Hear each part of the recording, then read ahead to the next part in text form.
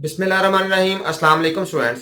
Database management system की video lecture series के सिलसिले में आज हम जिस टॉपिक के ऊपर बात करने के लिए जा रहे हैं वो एक बार फिर जो प्रैक्टिस एक्सरसाइजेस हैं जो कि हम ईआर डायग्राम के ऊपर परफॉर्म कर रहे हैं।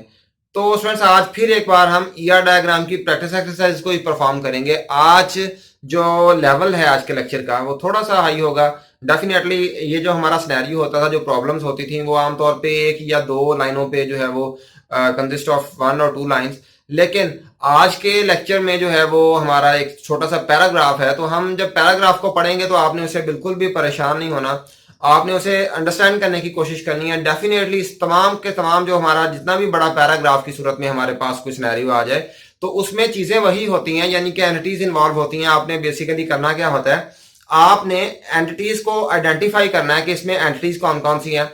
फिर उसके बाद उसमें एट्रीब्यूट्स भी बताए हुए होते हैं कि भाई अगर जो भी एंटिटी है फिर उसके एट्रीब्यूट्स कौन से हैं, और हमने कार्डिनैलिटी जो है वो भी बीच में से फाइंड आउट करनी है कि इसकी कार्डिनैलिटी क्या है, यानी कि कितने इंस्टेंसेस जो है वो दूसरी एंटिटी के साथ इन्वॉल्व हैं। उसके अलावा जो भी कॉम्प्लेक्सिटीज इसमें आपको आएंगी वो इंशाल्लाह ताला हम उसे सॉल्व करने की कोशिश करेंगे, इसमें डिस्कस करने की कोशिश करेंगे। तो आज के लेक्चर में शायद आपको कुछ थोड़ा सा नया मिले। तो चलिए आइए अब हम स्टार्ट करते हैं। तो स्टार्ट करके हम देखते हैं कि पैराग्राफ को सबसे पहले मैं एक दफा रीड आउट करता हूं ताकि आप लोगों को अच्छी तरह से ये पैराग्राफ जो है समझ आ जाए। A company has a number of employees.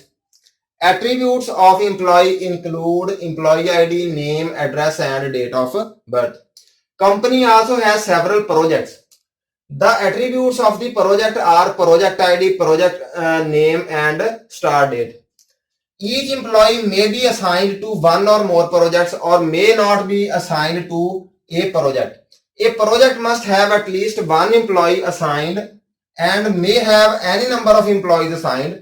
An employee billing rate may vary by project and the company wishes to record the applicable billing rate for each employee when assigned to a particular project. अब हम इसे थोड़ा सा समझने की कोशिश करते हैं इस सिनेरियो को। देखिए सबसे पहले क्या है, company has a number of employees. तो हमें थोड़ा सा यहाँ पे जब हम पहला जो है वो सेंटेंस पढ़ा तो हमें समझ आ जानी चाहिए क्या company has a number of employees, यानी कि यहाँ पे या तो कंपनी एंटिटी होगी या फिर एम्प्लॉइज एंटिटी होंगे। तो अगर हम इसे नेक्स्ट पैराग्राफ को पढ़े तो हमें समझ लग जाएगी। Attributes of employee include employee ID, name address and date of birth. तो यहाँ पे उसने डायरेक्टली ही बता दिए हैं, एट्रीब्यूट्स ही बता दिए। किसके बताए हैं उसने एम्प्लॉय के बताया। तो हमें पता चल गया कि भाई कंपनी जो है वो यहाँ पे एंटिटी की हैसियत नहीं रख ली, बेसिकली कौन सी एंटिटी है, एम्प्लॉय है। और साथ ही उसने उसके बता दिए एट्रीब्यूट्स बता दिए। इसके बाद है company also has several projects. अच्छा, अब जो उसने ये वाला सेंटेंस यहाँ पे लिखा है company also has several projects, तो हमें थोड़ा सा ये बात खटकी है यहाँ पे कि भाई प्रोजेक्ट्स भी कोई चीज है तो डेफिनेटली ये भी कोई एंटिटी होगी। देख लेते हैं नेक्स्ट पैराग्राफ में कि भाई ये एंटिटी है या फिर ये कुछ और है। The attributes of project are project ID, project name and start date. उसने यहाँ पे क्लियरली बता दिया है कि भाई एट्रीब्यूट्स ऑफ प्रोजेक्ट, तो प्रोजेक्ट डेफिनेटली एंटिटी होगी तो फिर उसके एट्रीब्यूट्स बताए हुए हैं ना। इसके बाद नेक्स्ट है each employee may be assigned to one और मोर प्रोजेक्ट्स। तो ये उसने कार्डिनैलिटी बताई है। और may not be assigned to a project. A project must have at least one employee assigned and may have any number of employees assigned. तो ये दोनों उसने कार्डिनैलिटीज बता दी हैं दोनों एंटिटीज की। An employee billing rate may vary by project and the company wishes to record the applicable billing rate for each employee when assigned to a particular project. ये भी देखते हैं नेक्स्ट सेंटेंस, जो आखिरी वाला सेंटेंस है कि ये क्या है, बड़ा इंपॉर्टेंट है यहां से लेके यहां तक। अच्छा चलिए अब स्टार्ट करते हैं कि सबसे पहले हमारे पास एंट्री कौन सी थी, एम्प्लॉय। तो हम यहाँ पे ड्रा कर लेते हैं एम्प्लॉय, क्योंकि एम्प्लॉय हमारे पास एक एंटिटी है। और दूसरी एंटिटी क्या है, प्रोजेक्ट्स। तो यहाँ पे हम सेकंड एंटिटी बना लेते हैं प्रोजेक्ट्स। तो प्रोजेक्ट्स दो एंटिटीज हमारे पास हो चुकी हैं और इनमें जो है वो रिलेशनशिप क्या बनेगा, company has also several projects. The attribute of project और एट्रीब्यूट्स ये वाला हो गया। Each employee may be assigned to one और more projects, may be assigned. ये देखें असाइंड, ये डेफिनेटली एम्प्लॉय को प्रोजेक्ट्स असाइन ही होंगे। तो हम यहाँ पे हमारा रिलेशनशिप बन जाता है, क्या रिलेशनशिप बनता है भला, असाइन का। असाइन या असाइन जो भी आप लिखना चाहते हैं वो लिख लें। तो एम्प्लॉय असाइन प्रोजेक्ट्स, एम्प्लॉय को क्या असाइन होते हैं, प्रोजेक्ट्स असाइन होते हैं। आपने इसके एट्रीब्यूट्स बताए हुए एम्प्लॉय के कौन से attributes, employee include employee ID, name and address. तो एम्प्लॉय का आईडी हो गया, इसके बाद नेम हो गया, इसके बाद उसका एड्रेस हो गया, इसके बाद उसकी डेट ऑफ बर्थ हो गई है। तो ये एट्रीब्यूट्स हैं। इसके बाद एट्रीब्यूट्स ऑफ प्रोजेक्ट है, project ID, project name and start date. तो प्रोजेक्ट्स के कौन से हैं जो एट्रीब्यूट्स हैं? प्रोजेक्ट आईडी है, तो हम एक आईडी का बना लिया। एक क्या है? प्रोजेक्ट का नेम है, ये सेकंड एट्रीब्यूट आ गया। और थर्ड कौन सा है? उसकी स्टार्ट डेट। तो ये वाला हमारा क्या आ गया? थर्ड जो है वो एट्रीब्यूट आ गया। तो ये हमने एट्रीब्यूट्स भी लिख दिए। ये एट्रीब्यूट्स हम ऊपर भी लिख सकते हैं, नीचे भी लिख सकते हैं, लेकिन बेसिकली हमने देखना, ध्यान किस चीज का रखना है कि एट्रीब्यूट्स को हमने ओवल साइन के साथ शो करवाना है, एंटिटीज को हमने जो है वो रेक्टेंगल के साथ शो करवाना है, और रिलेशनशिप को हमने डायमंड साइन के साथ शो करवाना है। यहां तक बात जो है वो क्लियर हो चुकी है। अब हम इसकी आते हैं कार्डिनैलिटी की तरफ। A project must have at least one employee assigned or may have any number of employees assigned, यानी कि वन तो होगा ही। दोबारा एक दफा पढ़ लेते हैं कि यहां से स्टार्ट करते हैं। An each employee may be assigned to one और मोर प्रोजेक्ट्स और may not be assigned to any project.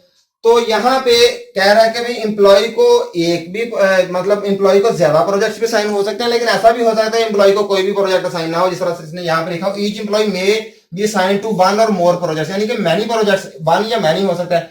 और may not be assigned to a project, ऐसा भी हो सकता है उसे कोई प्रोजेक्ट असाइन ना हो। तो हम सिंपली क्या करेंगे? जीरो और मैनी, यानी कि ऐसा भी हो सकता है कि कोई प्रोजेक्ट असाइन ना हो, ऐसा भी हो मैनी हो जाए। इसके बाद नेक्स्ट आते हैं, A project must have at least one employee assigned. अच्छा, and may have any number of employees assigned, यानी कि यहाँ पे उसने कहा हुआ है कि भी एटलीस्ट वन का मतलब क्या है कि मिनिमम जो है वो वन जो है वो असाइन होना चाहिए। ऐसा नहीं है, जीरो वाली बात नहीं है कि भाई किसी प्रोजेक्ट को कोई भी एम्प्लॉय असाइन ना हो, ऐसे नहीं है कि कम से कम प्रोजेक्ट को एक एम्प्लॉय लाजमी असाइन हो, या फिर ज्यादा भी हो सकते हैं। उसने जैसे यहाँ पे बताया and may have any number of employees, तो मैनी भी हो सकते हैं। तो यहाँ पे हम मैनी का भी हमने साइन जो है वो बना दिया है। अब नेक्स्ट हम आ जाते हैं यहाँ पे, an employee billing rate may vary by project and the company wishes to record the applicable billing rate for each employee when assigned to a particular project. तो यहाँ पे ईच एम्प्लॉय भी आ रहा है और पर्टिकुलर प्रोजेक्ट भी आ रहा है। तो हमें ये समझ नहीं लग रही यहाँ पे कि भाई ये किसकी प्रॉपर्टी है। ये each employee when assigned to a particular project, तो हमने बिलिंग रेट जो है वो साइन करना है। बिलिंग रेट जो है ये एम्प्लॉय की प्रॉपर्टी है, एट्रीब्यूट है, या फिर ये प्रोजेक्ट का एट्रीब्यूट है। डेफिनेटली ना तो ये एम्प्लॉय की कैटेगरी में आ रहा है, ना ही प्रोजेक्ट की जो है वो कैटेगरी में आ रहा है। अब ये कहता क्या है? N employee billing rate may vary by project, यानी कि डिपेंड करता है प्रोजेक्ट के ऊपर, डिपेंड करता है। डेफिनेटली प्रोजेक्ट की तरफ ये ज्यादा है। And the company wishes to record the applicable billing rate for each employee when assigned to a particular project, यानी कि असाइन जब असाइन किया जाएगा ना, वहां पे डिसाइड होगा कि भाई बिलिंग रेट क्या होना चाहिए इस प्रोजेक्ट का। यानी कि एम्प्लॉय को आप बिलिंग रेट जो है जो प्रोजेक्ट करेगा तो उसे कितना हमने मुआवजा देना, क्या अदायगी उसे करनी है। तो ये एट्रीब्यूट बेसिकली कब असाइन होगा? जब उसे असाइन किया जाएगा। तो यहां पे हम क्या बना लेते हैं? बिलिंग रेट बना लेते हैं। बिलिंग रेट हमने यहाँ पे बना दिया। वैसे इसे हम प्रोजेक्ट की तरफ भी अगर बनाना चाहें तो उससे भी काम चलाया जा सकता है, लेकिन बेहतर ये है कि आप, ये हमारा एट्रीब्यूट किसका है? ये रिलेशनशिप का एट्रीब्यूट है। मैंने आपको बताया था कि हम यहाँ पे भी एट्रीब्यूट्स जो है वो डिफाइन कर सकते हैं। तो फ्रेंड्स, उम्मीद करता हूं आपने आज के लेक्चर को, आज के प्रॉब्लम को अच्छी तरह से समझ लिया होगा, अंडरस्टैंड कर लिया होगा। इंशाल्लाह ताला नेक्स्ट लेक्चर में किसी नए प्रॉब्लम के साथ हाजिर होंगे। तब तक के लिए अल्लाह हाफिज।